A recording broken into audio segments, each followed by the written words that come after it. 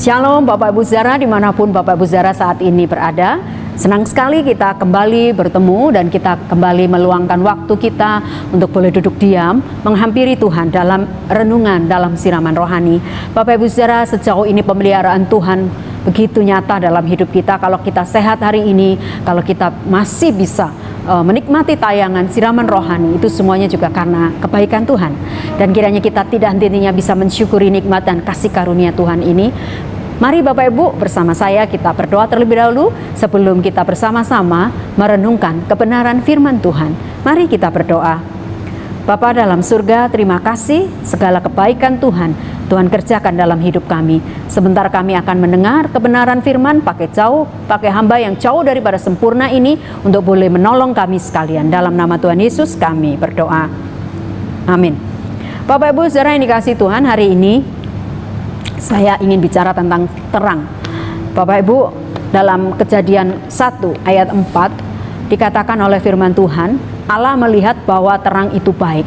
Nah, bicara tentang kata terang, Bapak Ibu saudara, digunakan dalam Kejadian 1 ayat 4 ini bukanlah terang yang diartikan sebagai gambaran kebaikan. Kata terang di sini digunakan dalam arti yang sebenarnya. Dalam Keluaran 13 ayat 21 dituliskan bahwa Tuhan itu menyertai bangsa Israel dengan tiang awan untuk siang hari dan tiang api untuk malam hari. Dari peristiwa Daud misalnya, pemazmur mulai menggambarkan bahwa Tuhan adalah cahaya, ada terang dalam hidup umatnya. Nanti bisa dilihat di Mazmur 27 ayat 1. Nah, dalam perjanjian baru, kata terang ini menunjuk pada sebuah arti atau lambang dari kekudusan. Dan terang itu mencirikan Tuhan Yesus Kristus sendiri, karena dia adalah terang dunia. Bapak Ibu saudara bisa lihat nanti dalam Yohanes 8 ayatnya yang ke-12. Bapak Ibu saudara yang dikasihi Tuhan, bicara tentang terang, ya, yang diterjemahkan terang atau light dari bahasa aslinya itu menyinarkan. Berasal dari kata paino, menyinarkan. Jadi ada sesuatu yang keluar dari dalam ini dan itu terang, begitu. Nah, jadi terang itu harus memancarkan sesuatu cahaya agar dapat menerangi kegelapan. Bapak Ibu setuju kan kalau kita ya lebih senang apa? Terang bukan dibanding gelap? Karena dalam kegelapan kita nggak bisa melihat apapun, udah pasti kita sepakat itu. Kita pasti punya pengalaman ketika dalam kegelapan kita tidak bisa mengetahui apapun di sekeliling kita, ya kan? Kita nggak bisa jalan dengan baik, kita tidak bisa melihat dengan baik tentunya, karena gelap. Kita nggak bisa lihat sesuatu. Tapi begitu ada sinar terang menyinari, ada sesuatu yang keluar dari terang itu, maka itu bisa menolong kita memahami apa yang ada di sekeliling kita. Nah, Bapak Ibu saudara, Yesus adalah terang dunia. Terang itu bercahaya. Kenapa Yesus dikatakan terang dunia? Sebab gambarannya adalah dunia ini penuh dengan kegelapan. Karena kegelapan itu menguasai seluruh dunia ini. Yohanes 1 ayat 4-5. Tapi anehnya Bapak Ibu saudara, jujur ya, manusia itu lebih senang tinggal dalam gelap dibanding dalam terang. Manusia lebih senang ada di dalamnya dan dia enjoy gitu kadang dengan apa yang dilakukan dalam kegelapan itu. Nah, oleh sebab itu kemudian sebagai anak-anak Tuhan, Bapak Ibu saudara, kehidupan kita kan harus berbeda.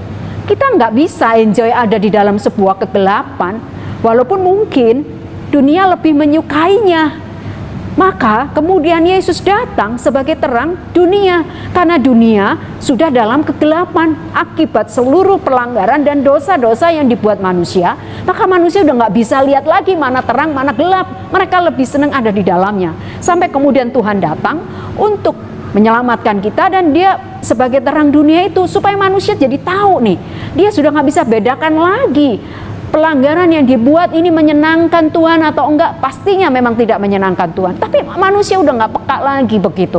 Maka kemudian Yesus datang. Dalam Efesus 5 ayat 8, memang kamu dahulu adalah kegelapan, kata firman Tuhan, tetapi sekarang kamu adalah terang di dalam Tuhan. Sebab itu firman berkata, hiduplah sebagai anak-anak terang. Bapak Ibu saudara, nggak gampang kita hidup sebagai anak-anak terang. Sebab firman Tuhan berkata dalam Efesus 5 ayat 8 ini, dulu saya dan Bapak Ibu saudara semua adalah orang-orang yang hidup dalam kegelapan. Karena kita nggak pernah sadar ternyata kita ada di dalam kegelapan. Kita baru sadar ketika kita ada dalam kegelapan, ketika Yesus datang sebagai terang dunia yang mencelikkan mata rohani kita, sehingga kita tahu bahwa sebenarnya kita sedang ada dalam kegelapan dan perlu terang untuk menyelamatkan kita dari segala keterpurukan yang kita lakukan di hadapan Tuhan. Bapak Ibu Saudara, untuk menjadi anak-anak terang, kita memang harus menerima Yesus sebagai Tuhan dan Juru Selamat. Dengan demikian Bapak Ibu Saudara, dipindahkan oleh Tuhan daripada kegelapan, seperti kata Efesus 5 tadi ayat yang ke-8, dipindahkan kepada terang. Dan setelah dipindahkan dari gelap kepada terang, maka kita disebut sebagai anak-anak terang. Tanggung jawab kita sebagai anak-anak terang adalah seperti yang tertulis dalam Matius 5 ayat 16. Demikianlah hendaknya terangmu, terang saya terlebih dahulu yang nyampein ini, kebenaran ini. Terang saya bercahaya. Terang Bapak Ibu Saudara juga bercahaya di depan banyak orang. Supaya apa sih? Ya supaya setiap orang yang melihat perbuatan kita, kata firman Tuhan, Matius 5 ayat 16, akan memuliakan Bapakmu yang di surga. Bagaimana orang bisa memuliakan Bapak kita di surga kalau tidak melalui kita? Dan kalau melalui kita, syaratnya kita harus hidupnya sebagai orang-orang yang bercahaya, karena kita mengeluarkan, kita menyinarkan sesuatu yang terang, yang berbeda dengan apa yang ada di dunia ini. Bapak Ibu Saudara, bersinar terang di tengah-tengah orang-orang yang belum bertobat, di tengah-tengah mereka yang perlu mengenal Tuhan. Kita bersinar dalam pengertian adalah bahwa kita melakukan sesuatu yang berbeda dengan apa yang ditawarkan dunia ini kepada mereka yang belum mengenal Tuhan. Kalau Bapak Ibu punya banyak kesempatan untuk bisa berbicara tentang kebaikan Tuhan kepada orang lain, maka lakukan itu, sebab disitulah engkau sedang bersinar, memancarkan terang kepada orang yang belum mengenal akan kebenaran Tuhan. Dan mereka memerlukan sentuhan kasih. Ada banyak Bapak Ibu Saudara yang dilakukan oleh orang-orang untuk dia bisa memuliakan Bapa di sorga dengan cara-caranya. Bapak Ibu pahami ini, ketika engkau ada di dunia ini, ketika engkau jadi terangnya Tuhan, jadi anak-anak terang, fungsi apa? Terang apa yang bisa kita sampaikan kepada banyak orang? Maka dari hal-hal yang paling simpel, ketika engkau diajak atau ketika engkau punya kesempatan untuk boleh berbincang-bincang dengan orang yang mungkin belum mengenal Tuhan, sampaikan kebaikan Tuhan Allah kita dalam Yesus Kristus kepada orang tersebut. Terserah dia kemudian mau menerimanya atau tidak, yang penting kita sudah sampaikan. Yang kedua, bersikap baik sebagai bukti bahwa kita telah beralih dari gelap kepada terang.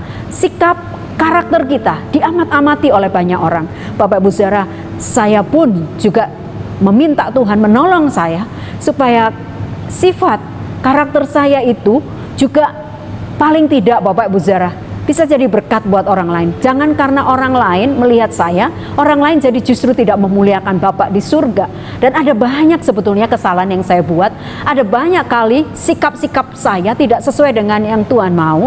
Tapi saya mencoba lagi belajar dan belajar. Tak henti-hentinya saya, Tuhan, supaya ketika nanti satu kali saya tidak ada, orang mengenang saya sebagai orang yang punya kepribadian dan karakter yang baik, yang memang memuliakan Tuhan. Itu harapan saya Bapak Ibu Saudara. Dalam perjalanannya tentu tidak mudah. Saya dan Bapak Ibu Saudara sepakat seringkali kita masih jatuh bangun. Tapi untuk engkau bisa bersinar, kita memang harus karakter, sikap hidup kita menurut apa yang Tuhan mau. Yang ketiga, yang pasti kita memuliakan Bapak di surga. Kalau kita sudah berkata bahwa kita terang, anak-anak terang, ya harus memuliakan Bapak di surga. Nggak ada kata lain. Kalau memang kita sudah mengaku diri sebagai anak terang, tapi pada implikasinya, pada kenyataannya, kita tidak seperti anak-anak terang, ya itu wajib dipertanyakan memang. Kenapa? Dan tugas kita adalah, mungkin kita sedang ada di situ, saya sedang ada di situ mungkin. Tapi kemudian, mari kita cepat-cepat datang lagi kepada Tuhan, cepat lagi minta ampun sama Tuhan, dan minta Roh Kudus pimpin kita untuk kita berfungsi sebagai anak-anak terang itu. Supaya di mana kita berada, rasanya situasi yang tidak memungkinkan itu jadi bertambah lebih baik, dan kemudian orang rasakan kehangatan dari beda terang itu, karena Bapak Ibu Saudara dan saya sebagai anak-anak terang sudah berfungsi dengan baik. Bapak Ibu, mari kita minta kepada Tuhan. Saya juga minta terus, Tuhan tolong saya supaya saya enggak hanya bisa ngomong, tapi kemudian saya tidak bisa melakukannya. Saya berusaha terus supaya bisa melakukannya, karena memang itulah fungsinya. Kalau kita mengaku diri sebagai anak-anak terang, kita sudah hidup beralih, berpindah dari kegelapan menuju pada terang. Dan Bapak Ibu Saudara, dunia ini menawarkan banyak hal yang bisa membuat kita dari terang bisa pindah lagi kepada gelap. Tapi sekali kita sudah melangkah, mari kita tidak lagi lihat ke belakang. Kita terus maju dalam proses mengikut Tuhan ini. Kita ada dalam terangnya terus, sekalipun sesekali, kadang-kadang sekali lagi. Dalam prosesnya kita harus melaluinya dengan banyak sekali hal yang harus kita lalui. Tidak mudah, tapi minta supaya kita tetap menjadi anak-anak terangnya. Oleh sebab itu Bapak Ibu Saudara, kita adalah anak-anak terang yang merefleksikan terangnya Tuhan Yesus. Tuhan Yesus bisa dikenal, Tuhan Yesus bisa diketahui siapa dia, terang dunia itu melalui Bapak Ibu Saudara dan saya. Sekali lagi, segala hal yang kita lakukan hendaknya kita ingat, loh saya anak terang. Sesekali kita bisa lupa, tapi jangan terus-terusan lupa, mengexcuse diri sendiri berkata, aduh lupa Tuhan. Kita kembali lagi, kita sudah anak terang ya Bapak Ibu Saudara. Saya dan Bapak Ibu Saudara sudah anak terang.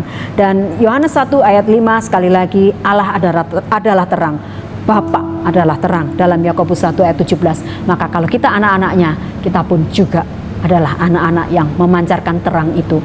Kiranya kebenaran yang singkat ini boleh menolong setiap kita.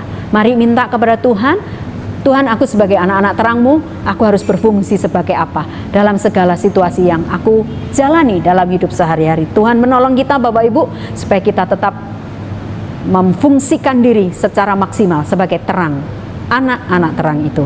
Mari kita berdoa. Bapak, terima kasih Engkau sudah menolong kami. Terima kasih berkati kebenaran yang jauh daripada sempurna ini.